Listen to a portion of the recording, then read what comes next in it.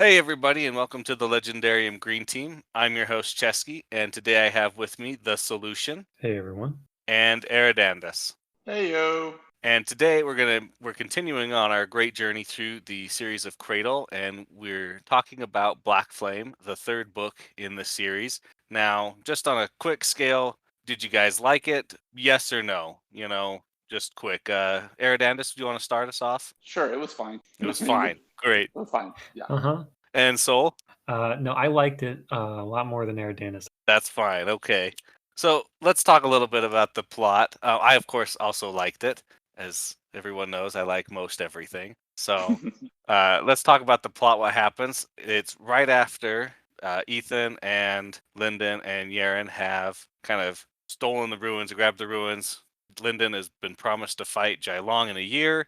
They somewhat quickly, leave the ruins and go back to the Aurelius household, where Lyndon gets put through some intense training and a new path. It ends with some big fights with the Jai clan, kind of attacking the Aurelius clan all over the city, and Lyndon getting arrested at the very end. Is there any big plot points that I might have missed there? No, that was most of it. I guess I just wanted to make a point of clarification because it was unclear in Soulsmith, and it was only made clear in Blackflame, and that some of the characters have powers in addition to the magic system Madra. One of the characters, Ethan, he also has this bloodline power, and I guess there's other bloodline powers as well. So, and that's in addition to the Madra. So. I just want to make that point that was also kind of brought up in this. That's true. It was brought up in this book that there are certain people and families that have those bloodline powers that they can, pass on in addition to their regular Maja or training, abilities.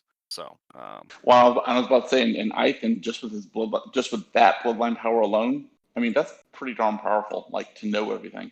it is a very powerful ability to kind of be omnipresent within a certain range that you can hear, see, or just know kind of everything in the certain area of your influence. Just very powerful. So, was there any scenes that you guys particularly liked or disliked? Soul, you want to go first? Well, I didn't have any specific scenes. I liked quite a few of them, but I guess Ethan and Jai show is a very fun scene since we're already talking about Ethan as well. Just a point of clarification, the bloodline abilities aren't very they're not everybody has them. This is not something that just like 50% chance you have one. This is like we're talking minuscule percentages. But Jai show and Ethan in that fight is a chance to finally see Ethan's powers and to see his use of his ability and also his comedic timing of using scissors and other cleaning utensils. But for the most part, it was something to give him an opportunity to shine. I gotta say, I did like that little touch there where the people with the power to know everything, their job is basically the janitors of the empire. Like they know where all the trash is. It's hilarious when you think about it. So I It did. was hilarious. Yeah. Yep. So I mean, I love the touch. That was a really nice touch. I was gonna bring that up. How you felt that, like, Ethan, who's presented as this incredibly powerful person in the previous book, he's actually just the head of a servant clan in a big city, and like, just it's so, instead of being like another powerful one there, he's like just a servant, and they have no, like, what's the word I'm looking for? They have no desire to like rise up and like rule everything, right? They just like, we just Right. want to keep cleaning the streets and live our life. Yeah, it's very nice. And I want to say, I think at some point he actually says in a self-deprecating way, he's like, "Yeah, I'm the head janitor of the empire," or something like that. Which it's a good. It's accurate, but B, it's also kind of really hides his true power, which becomes more evident throughout the book. Yep. Ethan is all about that. That is, he does not like to show his power ever. If he Part of that, I would think, is just trying to keep that information close because he knows how powerful that information can be that he uses the pure module. But Eridanus, what did you want to say right there? Well, so I was actually when you said favorite scene, I was actually thinking about the scenes with Yaren, because I'm actually if out of the three kind of main characters we follow, Yaren's the one I'm kind of becoming a little bit more attached to of the three because like she has a remarkable amount of skill, right? And so I love that scene where she I guess, absorbs the remnant, and she gets to see how her master viewed her, and kind of how like he decided to accept her onto the path of sword, path of the sword, path of the endless sword. I'm sorry.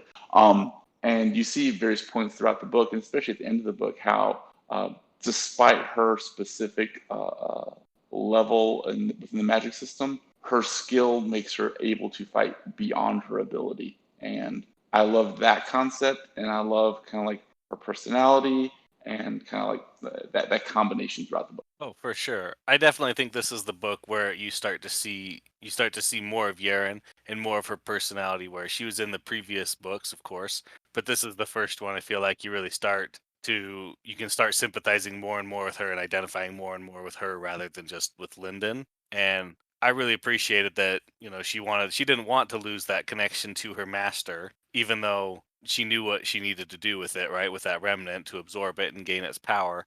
And then even after she did, it wasn't truly gone, but just that scene kind of where she breaks down crying afterwards, it was still quite touching after that was the second time she lost him. So So, what was your favorite scene? Oh, my favorite scene? I don't know. There's a lot. I really enjoyed the training course when Lyndon is at the Blackflame training course, and when he is he's training and trying to accomplish all these things, just doesn't want to give up. I also like that, they're running this course, Yaren and Lyndon together, and it's meant to be a six-man course with one person just, doing nothing but like holding the technique and the other ones, kind of helping him. And it's just they're running through it and they just keep going. And they're like, okay, well, this didn't work. This didn't work. Let's try this way. Let's go this way. And I like that part. Yeah, I think that's another kind of like emphasis point that was made in Soulsmith. That whatever it is Lyndon's going to get in terms of magical power, because like in Soulsmith was with the Iron Body, he didn't get just any Iron Body. He got the best Iron Body possible. And when For him, though. the best Iron Body for him, correct. And here with this path, he's gonna train in such a way that he's gonna get the best version of that path. That seems to be the theme, kind of like he's gonna try to get to the top of whatever particular power set he's gonna get. Yeah. So let's talk about his path for a little bit and his training. So as we kind of learned in this book, Lyndon, his iron body, basically heals him from any wound, and it's super overactive. So if he gets a scratch, it's immediately pulling his magic down to heal it, and then that's kind of just his regular body. But then his chosen path is the path of Blackflame, and the easiest way to describe it is just destruction, fire and destruction. Did you guys? I mean, when he is given the choice of which path to choose, did you feel like he was really pushed into it by Ethan, or is this a good fit for him? Soulution, what do you think? I remember the first time I read this, I was a little surprised at the options that he had, and then he went with that one. But upon retrospection, rereading multiple times, this is something that Ethan led him to directly. Now, he didn't force him to do it, but he gave Lyndon the options that would best progress him the fastest, and that is exactly what Lyndon would choose. So I definitely would say he was on some way manipulated, but it was still Lyndon's choice. But he knew what choice he was going to. Okay. Era, how do you feel about the Black Flame path? Well, so I think the solution's right that I can. It's kind of one of those things of pick which hand that I'm going pick which horse you want to die, right? So you pick one. Well, that one was the one that was the unicorn. So no matter what, it's always if a magician has to set up right, there's always only ever one choice. So I think that was set up for Lyndon in that way, that he would only have one choice. And the path of the Black Flame itself, it gets to I guess something we may talk about later, but it seems like a very chaotic power source that may end up causing Lyndon some trouble in the future. Well, that's what I want to say for now. But I'll reserve further comment until we get later on. Okay. No, you're fine. You're fine. Yeah. I agree. It is a power of destruction, like Ethan tells him. They brought this power in. They conquered the whole nation, and then they all went crazy and died. So we look forward to seeing what's going to be, the ramifications of that. Well, wait. Can I stop on that point for a second? Of course. Because Ethan also says you don't need a lot of skill to use this. You just need a lot of power. And Of course, he teaches him that cycling technique that like deepens his well of power all the time. And I'm guessing that the more he uses that specific cycling technique, the better he'll be able to use his body because he's going to have such a deep source of matter to draw from. But also, when you kind of said, well, you don't need a lot of skill and you really only have like about a year, that seems to me to kind of fall in with one of Lyndon's proclivities to always try to find shortcuts. He really, if he has a choice of taking the harder path or the path of least resistance, he'll take the harder path if he doesn't really have a choice, but he'll take the path of least resistance whenever he can. And he did it again in this book too, during the Blackflame trial. Well, the Blackflame trials, when he was learning the striker technique. Remember, he made those little balls of pure Madra to put his Blackflame in before he shot it out because he hadn't learned the technique all the way, but he wanted to hurry up and get out. And that's something I think that's going to end up causing him trouble down the line, because you see the contrast of it with Yeren, who I think she's a high gold by the end of this book. But she's able to fight a true gold, not only to a standstill, to fight a true gold to the point that the true gold is scared he's going to die and leave. And that's due to her skill. She's practiced everything so much that she's fighting beyond her level. Lyndon is almost more pure power and little skill. He's got his wits and his power, and I've yet to see him really learn any skill set. In other words, take away his sacred arts. What is he good at? Like, Yeren would still be good with a sword even without this. Well, what's Lyndon good at? Would she be good at it without her sacred arts, without that time and practice? Would she have invested in it? I don't know. I want to push back a little bit that using the pure Madra to help him shape the his striker technique of shooting fire, I wouldn't call that necessarily cheating. I would say, that's part of using all of your tools at your side.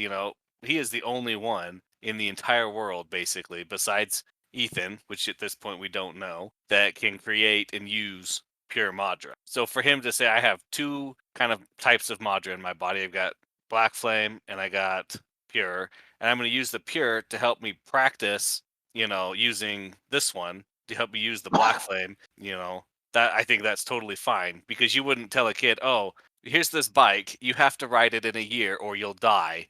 Oh, and by the way, no training wheels. You just get on it and start riding. You know what I mean? Like, No, I definitely agree. I wanted to push back as well. There's a lot of different elements to Lyndon as a person and as a machine of destruction now, but the pure element is something that's unique to him, and that really works with Ethan's design of Lyndon. That now he can, like Cesky said, use his tools at his disposal. This is something that only he can do, and because he's on that time limit, he can use it. Now, the course was not designed to be rushed through in a year, and it's supposed to be designed with multiple people, not just two. So that's something I just... The more times Lyndon uses shortcuts to get where he wants to, in real life, I don't know if it's going to be in the book, but in real life, the more times you use shortcuts to get what you want to, at some point it's going to come back to really bite you in the ass, because you're beyond your skill level. You're basically trying to power through without really understanding what it is you're doing. And I would say that just generally, whether or not this is in the book or not, if you always take shortcuts to achieve what you want to, it inevitably comes back to bite you in the butt at the end. So, yes, too many shortcuts can be a bad thing. Would you consider him bonding with Orthos a shortcut to getting Blackflame Madra instead of just cycling that Madra over and over again until you actually kind of pull it inside yourself? So I was okay with him getting the Blackflame through the bonding, where again I was like, great, more shortcuts, because he jumped one power level immediately and basically two power levels by the end of the book. He goes from iron to low gold solely because of his bond with Orthos. And whether I don't think Lyndon intended it that way, but that's obviously a shortcut to skip power levels in a hurry. It takes other people years to do this, and all he had to do was bond with a turtle. So personally, I don't like this forced advancement. even though in this case this wasn't Lyndon's choice necessarily. I think he would have taken it if he'd known, regardless. But I don't like I don't like it when a protagonist skips levels. You know, if the author wanted to get us to a certain point, then he should have had Lyndon start at a different level or at a different starting point, because it feels like things are getting rushed in terms of him advancing really fast. Because we spent a third of a book with him being Jade, and then it was gone, and there was hardly any discussion about it. So that left a little bit of a bad taste in my mouth. I would say he spends maybe a third or less as Iron in this book, and then maybe a third and a little bit, or a third and a half a third as Jade, and then near the end he breaks through to that logo. But if Lyndon taking shortcuts, gets you, how about Jai Long taking shortcuts? Because let's look at the real cheater here, and that's Jai Long, 100%. Yep. Well, okay, so I guess I'm looking at it a little bit different way. So Jai Long, like at this point in the book, that from what I see, he's a sociopath. I mean, he's literally killing innocents to get power. Okay, fine. Yes. So he's a But bad. he is. He's a bad guy. I got it. Okay. Oh no, Good on no! that. I love that he was an antagonist and that he wasn't Yeah. like a horrible person in the first book. In this, the first book he was in, Right. but in this book, yeah, he is killing people and just stealing their power. He's not training, he's not cycling, he is straight up killing to get more power. And this is an option that, while he doesn't have the spear, Lyndon has the knowledge and the ability to create something similar to the spear that he could use for himself, but he doesn't. Well, no. He doesn't. That was made clear. The only reason he doesn't take that path is that he doesn't have it. But he has the knowledge. He has the knowledge of how to do it, just not the time or the skill 100% yet. Okay, so I mean, so then based on that, are you saying that here? Look, I will speculate then. At some point, Lyndon has the power, right? Excuse me. He has the knowledge and he has the wherewithal. At some point, he's going to get that power. Okay, because that's Lyndon's path. Of he will either be given or will take a shortcut whenever it's presented. So that's prediction number one.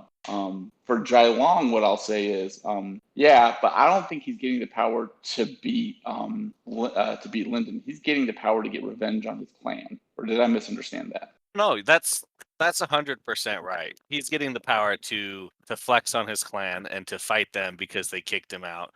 And beating Lyndon is just a bonus for him. Yeah. He's taking advantage of his situation right now, which is to get revenge. Well, then I'm not sure how it's cheating when in this world, the point of it is to obtain your Madra to get more power.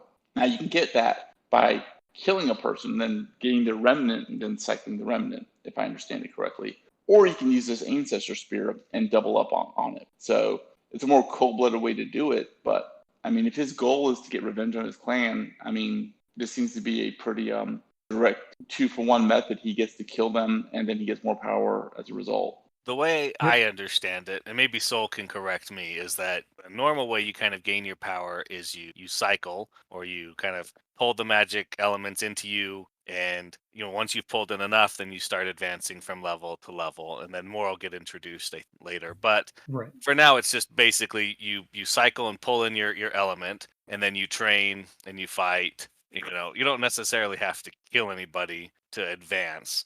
But you can. But you can. But regardless of the spear, you still can, right? Yeah. Well, killing somebody without the spear does not increase your ability, right? It just makes you better at killing. No, right? Yeah, but if you kill with the spear, yeah, you steal kind of their training, which is what I would consider the cheating. We never see Jai Long like practicing or perfecting his technique or like really struggling. It's just, I'm going to go out and kill people and steal their power. And that's what I would consider the cheating. Like, the spear is an effective thing and it does work. And if the name of the game is drawing power and power for over everything, then I don't think you can consider anything cheating. Maybe you can consider some things shortcuts, like you're saying. But the spear is kind of like I'm going to take other people's hard work and I don't have to do any hard work. But that's just my thought on it. Well, and I I think thought it was pretty clear in Soulsmith that in terms of skill, like extremely skilled just using his weapon without the sacred arts. Because some remember are. there was that. Well, no, I'm talking about Jai Long specifically. Okay. Like he isn't he like. It was my impression he was extremely skilled with the spear because remember, he put that collar on where he didn't have access to his powers, and whoever was he was fighting the slave had all access to his powers, and Jai Long killed him like straight up. That was in Jailong, Soulsmith. I don't think ever had a collar on him because Correct. I think that was Ethan. Ethan was the one who had the collar on him. I want to say in Soulsmith, like Jai Long had his power shackled, and then he beats a guy by spear through his chest. I think there's a lot of evidence that Jai Long is skilled, and then he also has the sacred arts. But I don't Yeah, want to he get is. sidetracked on that.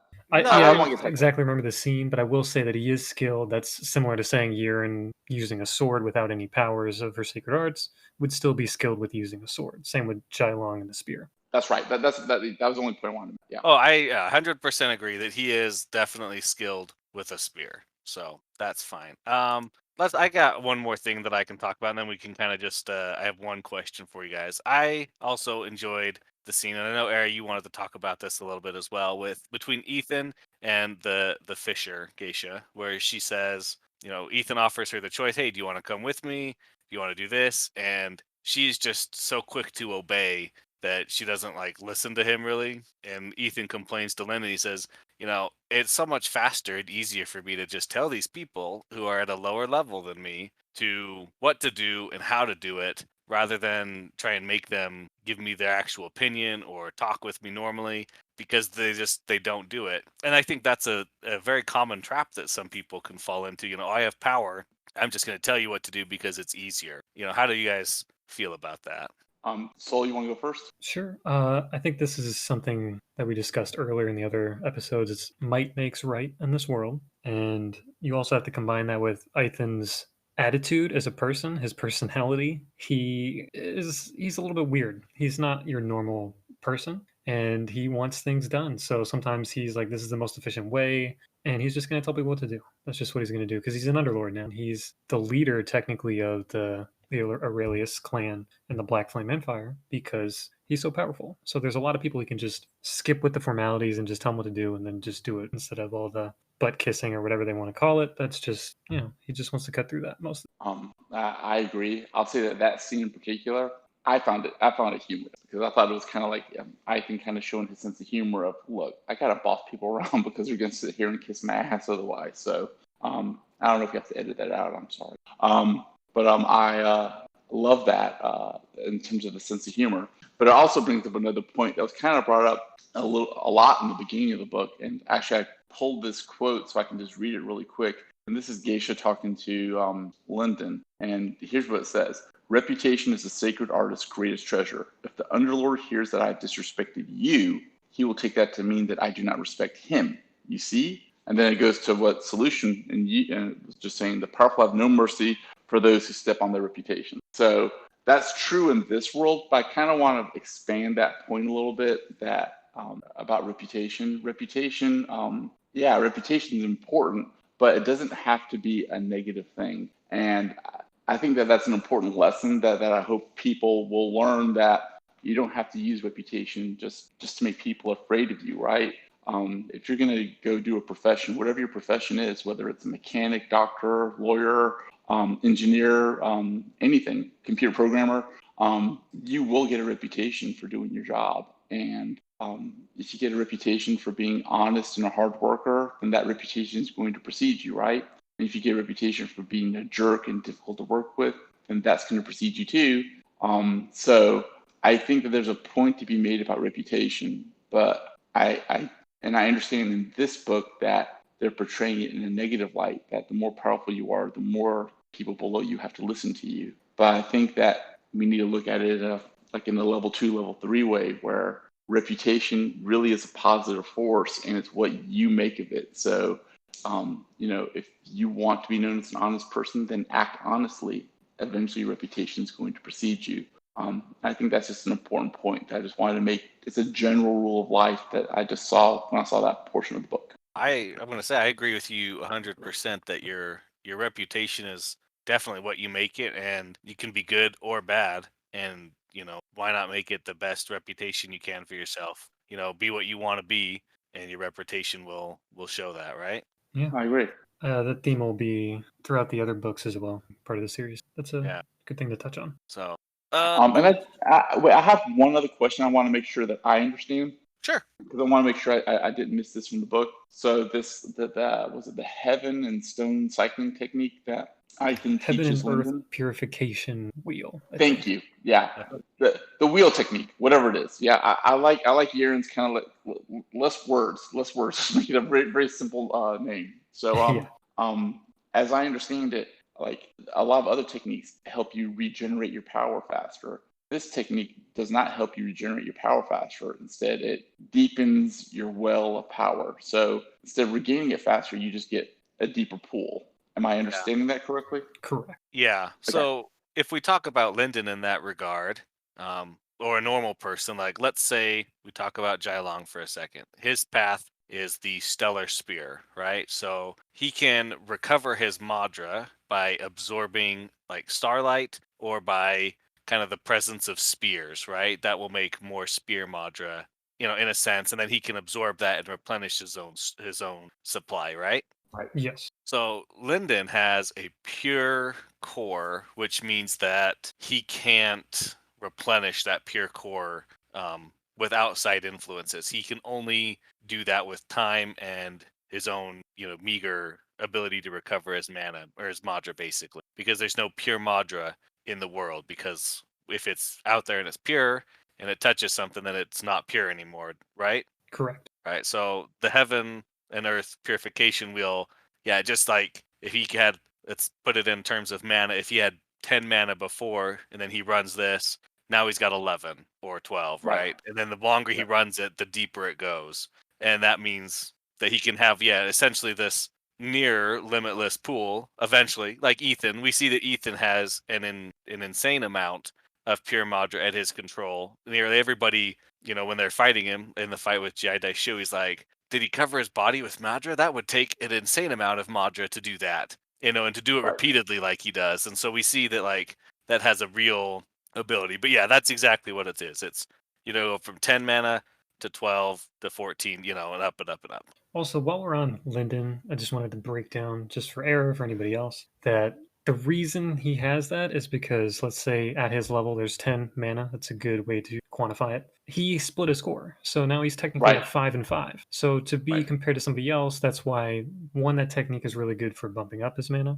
And then two, because I want to just say I disagree with Era on his shortcut point earlier, that when he bonded Orthos and has this Blackflame Madra, this is a path that is going to cause problems. So I don't want to say he skipped an advancement. Let's just say he's dealing with the after effects continuously and he's coming to adjust to that. And this technique, this purification, and his pure core is what's going to help him with that. So I think that's what he's been struggling with. And I wanted to point out it's like an after effect instead of something you earn before the reward. Yeah, I could get behind that like this Black Flame technique is kind of so powerful that it kind of automatically pushes you up that level. But then because you advance so quickly in it, you have more potential side effects based on the path versus other paths, correct? Is that what you're saying? That's what I'm saying, right. And this is all Ethan's design, and the shortcuts that we've seen Lyndon take, like his iron body that's specifically for him, all these work together and create a machine that Ethan is basically designing. And that's why none of these shortcuts that he's taken so far are actually going to hurt him in the long run at all. So that's why I disagree with the point that there's shortcuts that are going to come back to bite him in the butt. These are shortcuts that are designed specifically for him that if other people took, it might not be the best situation. Great. All right. Did you guys have anything else in the book that you wanted to talk about before we potentially go to our favorite space doctor? Sure. One other point that I thought was funny.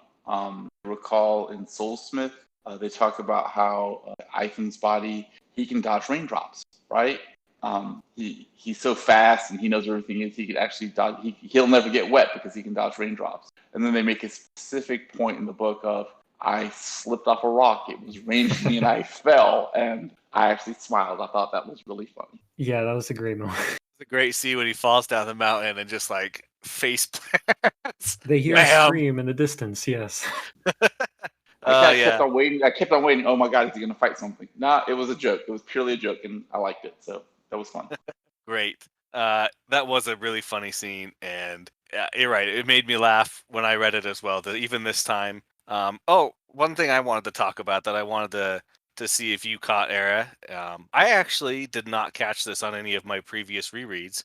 I don't know how I missed it, but they are talking. I don't remember who's talking. I think it's Jai Long, and he's talking about going west with his sister. Yep. And he says, supposedly there's people over there, and there's a curse that's built to protect them, right? Yep. Like in that area. Yep. Yep. I saw it. I was like, oh, I flagged it. And then I started paying attention to other stuff that was going around the book. And I have a theory. Should I tell you my theory? Yes, we want to hear Yeah, it. let's hear your theory, because I know what Okay. I think it is, and I want to hear yours. All right. So here's what I think. We know that if you want to channel the power in this world, you use scripts, right?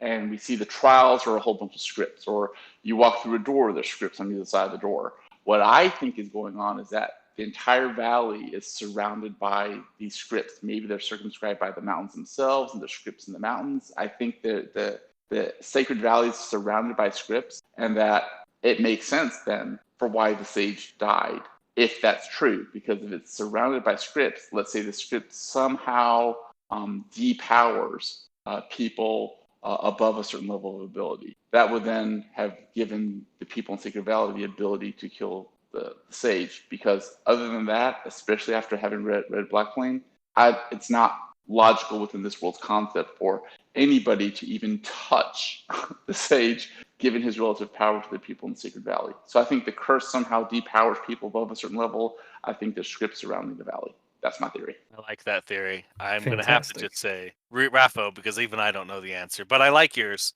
because it would be a curse that can protect them. Yes, they are weak, but they're used to being at that level. And anybody who comes in from the outside world is going to be unused to being at that level of ability, right? If you have somebody who's like the Sword Sage, but he went there intentionally, so I'm sure he knew what was going on. But, we have somebody like him who doesn't understand. They come in to wreak havoc. All of a sudden, like you say, they could be depowered, and now they're easy pickings for people who've lived at that power level their whole life. Right. So you guys don't know either? No, I I don't. know. Maybe Soul does, yeah.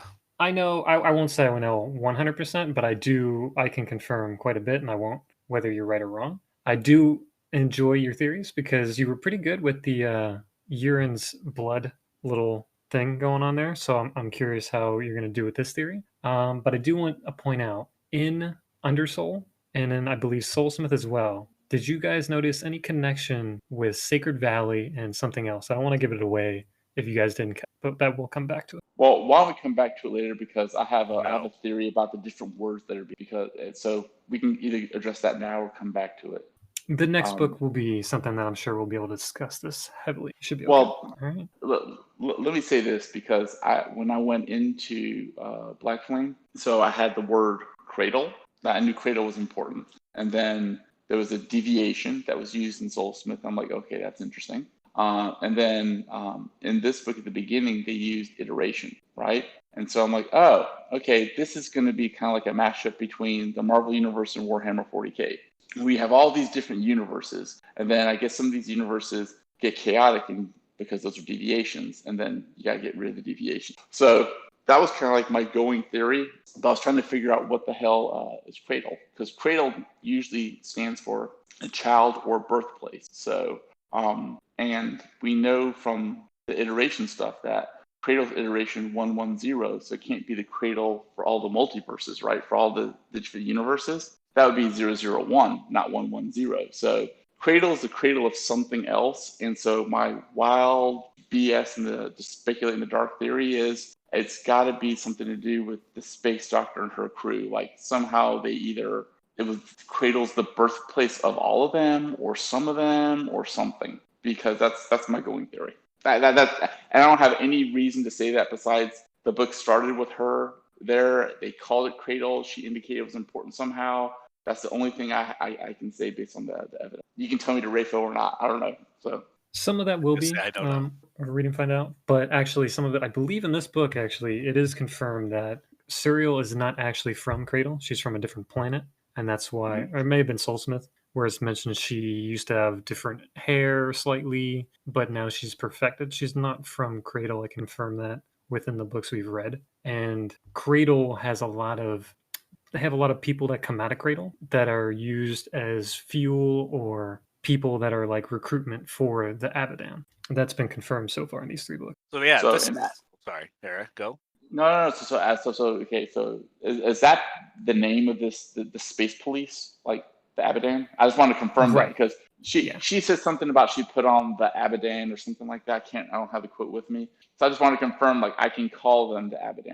Yes, you can. I mean, Yeah. space doctors. I like that theme, but there's more than one space doctor out there, and Well, let's Well, yeah. let's talk about that. So we know that at least I counted there's 4, right? 4 or 5 that were mentioned. There's there's at least a handful mentioned. Okay, there's Suriel, there's Osrael, Osrael, yes. The M guy, Medicael, Machiel, yes, yeah, Machiel, and there's a Gadariel. There's one Gadrael, something like that. I think there's one more. So, those are the main ones for now. Those are the ones I remember. Know. Yeah, and mostly it's Suriel, Osrael, and Machiel. Those are the 3 that you really need to focus on, and those will be fine. Well, yeah, let's talk about Suriel for a second here.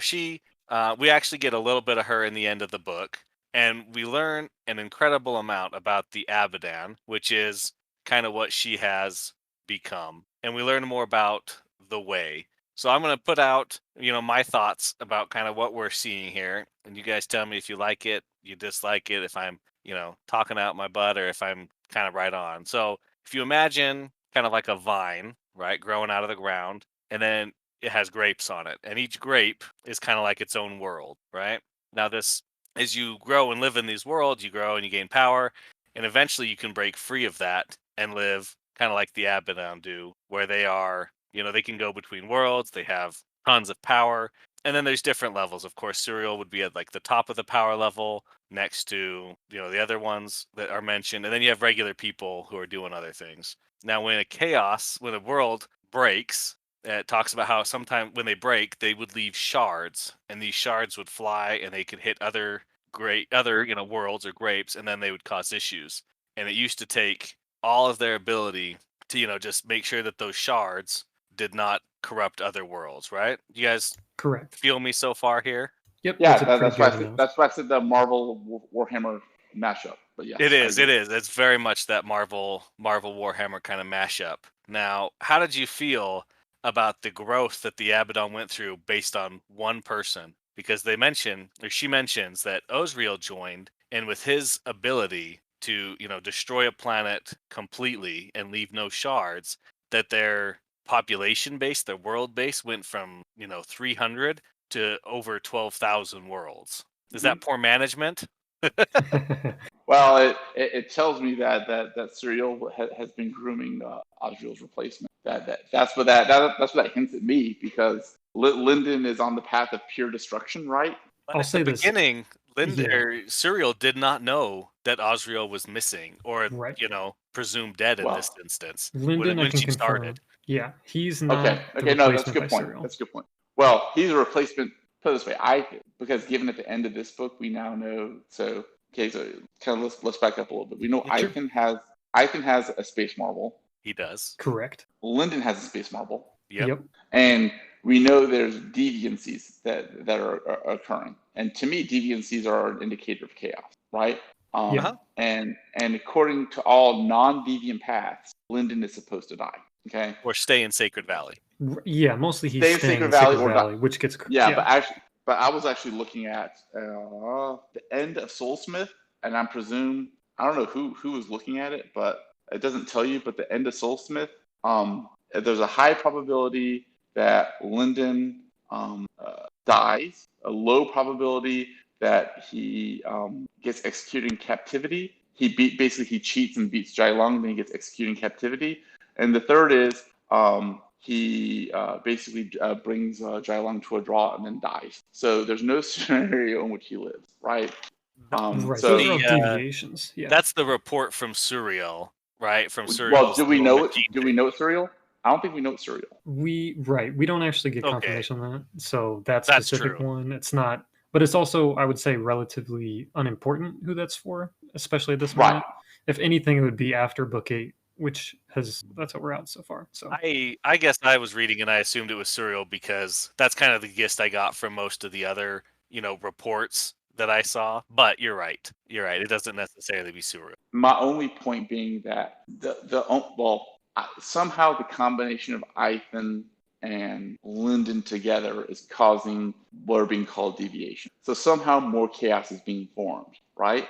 So either Cradle has to become a chaos world and they're going to have to go against the Abaddon, or Ethan and Lyndon are going, and I presume Urine, are going to have to be removed from Cradle and thereby become a part of the Abaddon and potentially replace some or all of them. That's my theory. all right, I'll say this as far as the deviations causing chaos on Cradle. That's more of just like Serial's trying to foretell the future with her prescience, her little, I think it's called a presence. I don't want to spoil anything later in the books, but I think it's called a presence, her little thing that is the eye that tells her what's going on. She's using that to kind of predict the future. So just because there's deviations in the path because it's some wildly unpredictable stuff going on, that's not necessarily saying Cradle is now causing chaos and to ruin that world. Oh, okay. All right. Yeah, Good. a deviation would be like Suriel interfering and letting Lyndon keep his memories causes a deviation. Now that one in this giant scheme of things is a small deviation, right? Like she's still able to predict Right. things pretty well until he meets Ethan, and then it starts becoming more and more erratic. So And- to touch on the space doctors, I'll say this: in the first book, Lee Markuth, the guy who is from the clan who came into Sacred Valley and caused all these problems, Suriel came in to remove him because that would be a major deviation because he was past Cradle. So anything on Cradle after a certain point, they get ejected by the Abaddon and a few other sources or whatever to make sure they're not too powerful. That guy going back was a deviation because he was too powerful, but he was not of the Abaddon. He was that in between Cradle and the Abaddon. Gotcha. Yeah, and that guy at the beginning. So in retrospect, how powerful was he, or is that a Rayfo? I don't know. That's a Rayfo, but it's something that's not necessarily relevant to the story. But he is in between that Abaddon, but he's outside of Cradle because he was too powerful for Cradle. Gotcha. No, because he was too powerful for Cradle. So, like for example, I'm not trying to. I guess I am trying to parse your words. So even if he would have been more powerful than, let's say, an Underlord. Yes, yeah. So like he'd be more powerful than a Gotcha. Sage. He'd be more powerful than anything that's on Cradle that's allowed. Gotcha. All right, I'm with you. Right. All right. There you go. All right. Okay. Gotcha. All right. Thank you. Okay. We're talking about the Abaddon here, and we've learned a lot. What is Osriel's plan? We know that he has left to go accomplish something, and he has saved people from the next 16 worlds that are likely to be corrupted and attacked that he's not going to be there to save. What is he doing, and is he doing hopefully the right thing? What do you guys think, Era? Oh wait, that's all he knows. Why not start with Soulution? Okay, so you start. Give us a good raffle here, Soul. Tell us what's going on. Yeah, so I remember at this point in the story when it was my first read through, I remember not having a clue what was going on, and I had no idea. Okay, I'll pass it to Era. Oh, thank you. Look, no body, no brains, no death. So I'm presuming Osriel is still alive. Curious as to who it was that attacked him, whether it was another judge or not. So what is going on? There's insufficient information to tell us right now what is going on, but you would presume that he's doing something where, like, saving these people on these worlds is important to stop the further spread of chaos, so that, for example, it's just these 16 worlds and doesn't spread to another, 1,000 or 5,000 or what have you. So I think it's like kind of like a cauterizing the wound. That's my going theory. Oh, it's a good theory. I'm like you, Era. I really don't know what's going on. My thoughts is that he's grown tired of being basically the Grim Reaper for entire worlds, and it's really weighing on him personally, because if I was in charge of basically killing an entire world over and over and over again, I would probably be tired of it eventually. And so he's put these 16 worlds kind of aside to say, these are the next ones. I've done what I can. I'm going to go try and find a better solution or somebody else who can take this job or something like that. But I don't know. I honestly could be shooting in the dark and, 100 miles off of the target. So we'll find out when we get to the end of the series eventually. Yeah, I think that's a good analysis. We know he's a broken man. Like that weighs a toll on you, and I don't think he'd be the one who would, because I believe he's Serial's mentor. If that's in these three books, that they know Serial, and I don't think he would want to force her into that position that he's in if he does not like it. So I think you're right that he's trying to figure out a way around this entire scenario where he has to kill worlds. So since we're talking about the space doctor here, Serial, so she's saving so we see that like she saves literally millions of people, billions of people, right? That's kind of like her job or part of her job, right? Why Lyndon? Like she's grooming Lyndon for something. No, I think actually she was just curious of anything that something so weak would face something that's literally out of the power or scale of Cradle's world. And he still stood up for his family, so she was intrigued. And since she was getting rid of the deviation anyways and taking him out and restoring everybody's memories, she's like, all right, well, let's just leave his memories intact. It's a very, very minor deviation and just see where it goes, just in case. He did give him the choice to remember or not. He could have chosen not to remember. Yeah. Okay. Oh, okay. One more thing I got to talk about before we leave. Before we close up and I give you guys final thoughts, let's talk a little bit about Jailong's sister and Lyndon. I kind of figured it out the first time I was reading it. It just was way more solidified for me this time. Era, tell me what I'm curious, yeah. Era, tell me what you feel about Jailong's sister and Lyndon and their meeting / everything. Well, I think it was a pretty good meeting for his future wife. So don't you harm my Yaren Lyndon ship, okay? I will fight you on it to the death. It's a great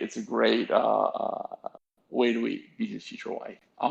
But what look, I mean, this is his get out of jail free card. I presume at this point that she's told Jailong, and whenever there's the fight, I presume Jailong will mess up Lyndon pretty badly, but won't kill him. Kind of as a, hey, you saved my sister, and the most important thing in Jailong's life, the most important thing in his life is his sister. That's made extremely clear throughout the books. So if somebody saves his sister, he will, no matter what, in my opinion, he will find a way to repay that debt. So he'll beat Lyndon bloody, but he won't kill him. And I think that's his get out of jail free card. I like it. I like your theory. I liked that scene. He burns her door down by accident, and he's like, "Oh, sorry, I'm still getting used to shooting fire and being powerful and stuff." And okay, I hate to break this to you, Era, but she is his past future wife. Correct. Past future wife. Wife. Because of the deviations being caused. Oh, that's why you're meeting her now instead of in Sacred Valley. Because Jailong is always like, oh, we got to go west. Maybe we'll go west, right? And so if Lyndon had never left, they would have come to Sacred Valley. Right, eventually. Lyndon and her would have gotten together. I think, supposedly, that's what it was hinting I think at. so as well, yeah. And then that would have been his past future wife. So. Okay, that's cool. I mean, look, that's cool. And another kind of point of reference for the author's humor, I do like that he makes Lyndon, like when he doesn't talk, always look like somebody just looking for a fight. Always when he's using his powers, he's black eyes glowing red, and when he's not and he's just kind of not talking, he just looks like he's scowling. And then when he talks, he's like, "Oh, good morning, sir. How are you doing? Oh, I'm so sorry." So I'm always kind of amused by that dichotomy. That was great. Do you guys have any final thoughts that you want to talk about before we adjourn our podcast until Sky Swarm? I just want to make one little point. Go ahead. It seems to me that Wei Shi Lyndon suffers from a massive inferiority complex. That's gotten him to where he is today, and I presume that's what's going to push him forward going forward. But in reality, you have to deal with this inferiority complex in some way. Otherwise, you turn into a bully. If you never think that you're good enough, that's what that turns into. It turns toxic. So I hope at some point that gets addressed. But and I'll just leave that there. That'll be a huge raffo from me, and that'll be my final thought. My final thought. Your final thoughts are just raffo for us. Read more and find out. Yeah, one specifically towards Era's point as well that he just mentioned. Okay, I love it. Rafa's a great thought. My final thought is I'm excited to see what happens to Lyndon now that he's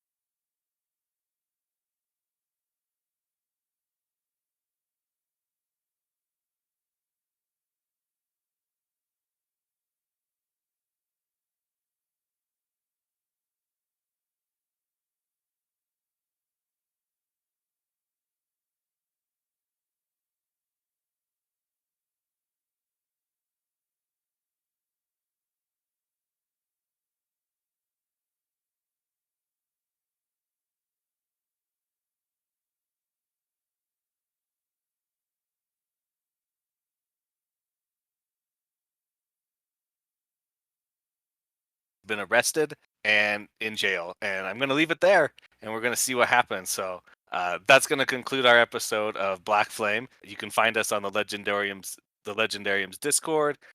Like and follow. We really love, and thanks to the Legendarium for helping us start out.